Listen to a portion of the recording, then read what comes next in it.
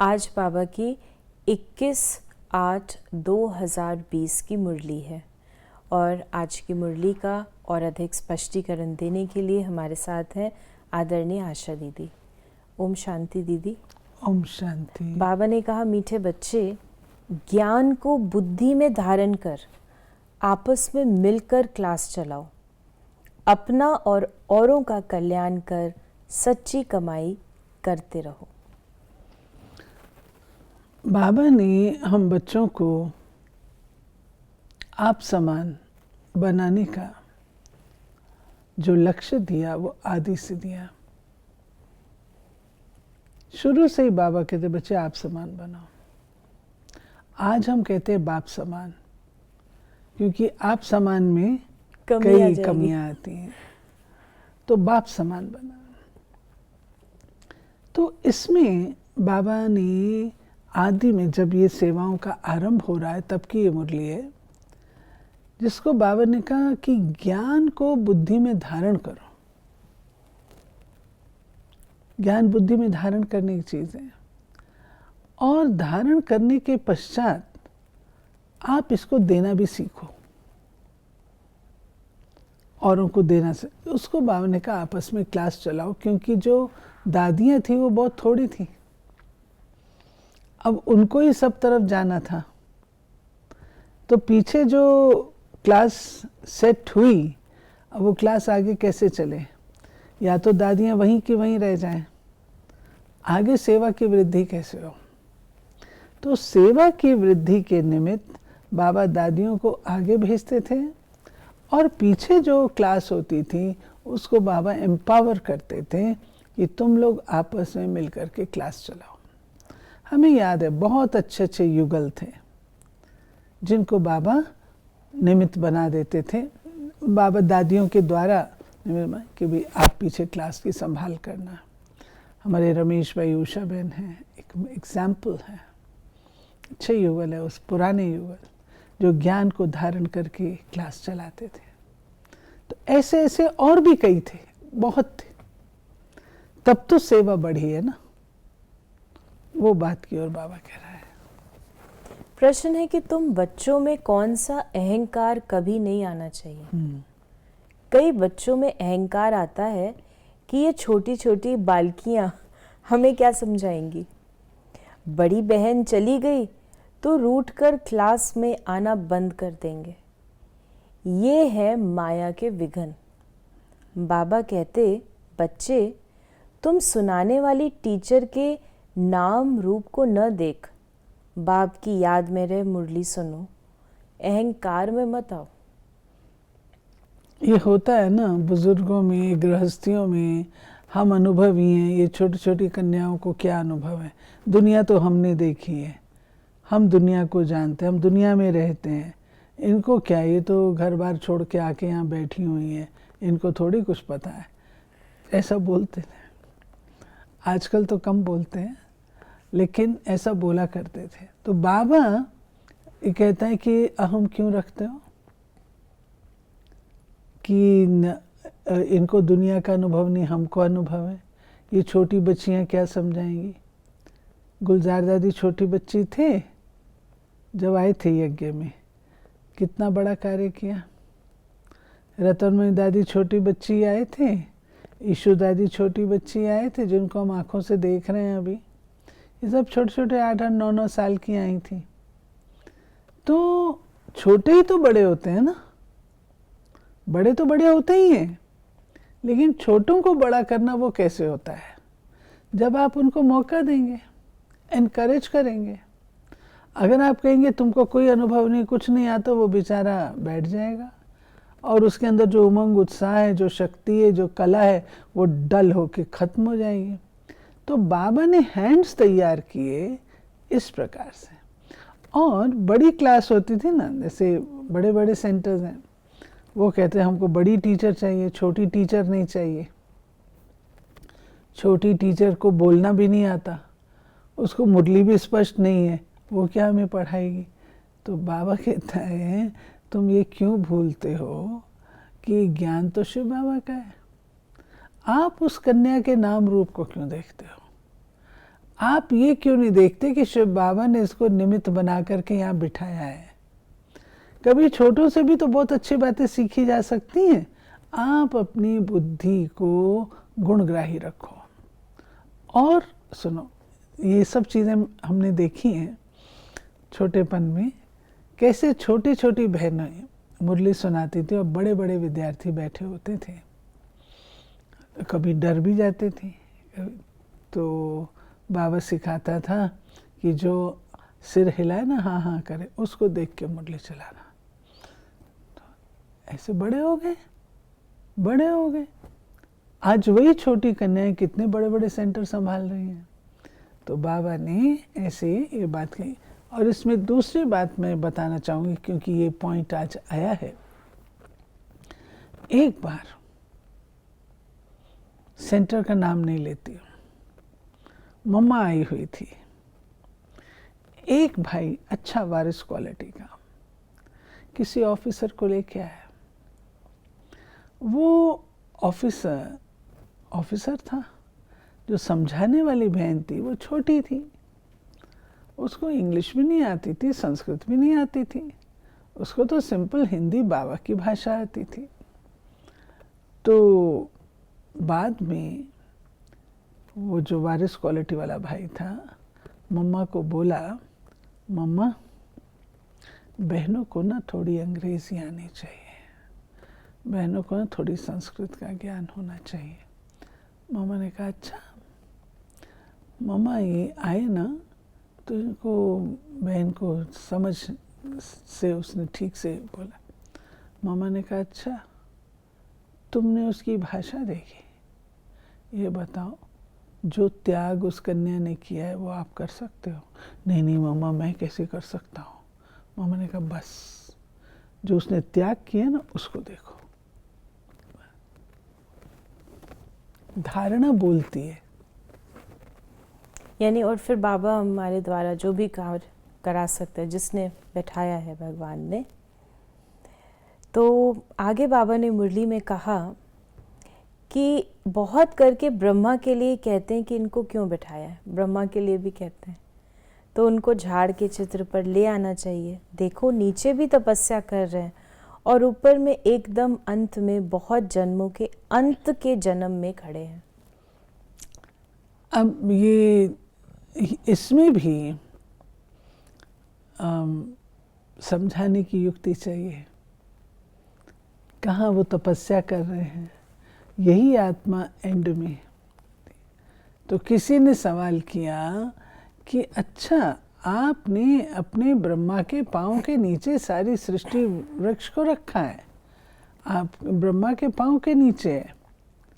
उस बहन ने बहुत सुंदर उत्तर दिया, नहीं, ये प्रदर्शित करता है कि ये आत्मा पूरा 84 जन्म लेके सबसे ज्यादा तमो प्रधान बनी है। तो फिर ठीक है। फिर बाबा ने कहा कि परमपिता परमात्मा से प्रीत नहीं तो विपरीत बुद्धि ठहरे ना। इस पर तुम समझा सकते हो, जो प्रीत बुद्धि है वो विजयंती और जो विपरीत बुद्धि है वो विनशंति हो जाते हैं। फिर इसमें एक बात बाबा ने कही है, प्रीत बुद्धि किसे का, उसे फिर से पढ़िए। बाबा ने कहा जो प्रीत बुद्धि है वो बाबा ने कहा परमपिता परमात्मा से प्रीत नहीं है तो विपरीत बुद्धि। हाँ, ये इम्पोर्टेंट पॉइंट है। आप शिव बाबा तो करते हो, अब प्रीत उसके साथ है नहीं, प्यार उसके साथ है नहीं, कहना उसका मानते नहीं, तो बाबा ने कहा विपरीत बुद्धि है। ये इम्पोर्टेंट पॉइंट है। और आज बाबा ने त्रिमूर्ति के चित्र को भी याद किया कि जो फिर रास्तों पर, मकान पर भी त्रिमूर्ति नाम रखा है। दिल्ली में है ना 3 मूर्ति मार्ग, तो जब ये नाम रखा गया था तो बाबा को पता लगा, तो बाबा की मुरली चली। बाबा ने कहा चित्र तो बहुत हैं, फिर मुरली धारण कर उस पर थोड़ा समझाते हैं। ये तो कोई भी कर सकते हैं, बहुत सहज है। तो इस प्रकार से बाबा ने जो भी हमने डिस्कस किया वो बातें भी बताई। बाबा ने कहा कि इसको बाबा ने एक पूरा पैराग्राफ में हमें बताया है कि रड़ी नहीं मारनी चाहिए। कोई कोई को अहंकार आ जाता है, ये छोटी छोटी बालकियाँ क्या समझाएंगी। माया के विघ्न बहुत आते हैं, बुद्धि में नहीं बैठता। फिर बाबा ने कहा कि कोई कोई समझते हैं शिव बाबा की मुरली इन कानों से सुन रहे हैं, फिर सुनाने वाले का नाम रूप याद न रहे। ये ज्ञान सारा अंदर का है। ये जो बाबा ने कहा ना कि विघ्न आता है, माया का विघ्न, आपने सुनाने वाले के प्रति भावना ही क्या रखी कि बहुत छोटी सी बहन है, ये क्या सुनाएगी। तो एक ब्लॉक आया था, आपने सुना ही नहीं ना। जब आपने पहले से ब्लॉक क्रिएट कर लिया तो आप उसकी बात क्यों सुनेंगे। वो एक होता है सिर्फ कान में जाना, एक होता है प्रॉपरली सुनना, तो वो तो सुना ही नहीं हमने। तो बाबा कहता है नहीं सुनेंगे तो फिर माया विघ्न डालेगी कि नेचुरली क्लास में आना फिर बंद कर देंगे, क्योंकि अभी तो वही टीचर मिलने वाली है, बड़ी टीचर तो गई हुई है, तो क्लास में आना बंद कर देंगे। क्लास में आना बंद करेंगे तो कमज़ोरी आएगी, कमज़ोरी आएगी तो कहीं ना कहीं कुछ ना कुछ गड़बड़ करेंगे। तो बाबा कहते हैं माया विघ्न डालती है। और बाबा ने कैसे मुरली बच्चे सुनते हैं वो भी बताया है आज। बाबा ने कहा कि अंदर में ख्याल रहे शिव बाबा की मुरली हम सुनते हैं, ऐसे नहीं फलानी बहन सुना रही है, शिव बाबा की मुरली सुन रहे हैं। ये भी याद में रहने की युक्तियाँ हैं। ऐसे नहीं कि जितना समय हम मुरली सुनते हैं याद में है, नहीं। बाबा कहते हैं बहुतों की बुद्धि कहाँ कहाँ बाहर में चली जाती है, खेती बाड़ी आदि याद आती रहेगी। बुद्धि योग कहाँ बाहर भटकना नहीं चाहिए। शिव बाबा को याद करने में कोई तकलीफ थोड़े है, परंतु माया याद करने नहीं देती। ये बाबा बच्चों की बुद्धि की हालत बता रहे हैं।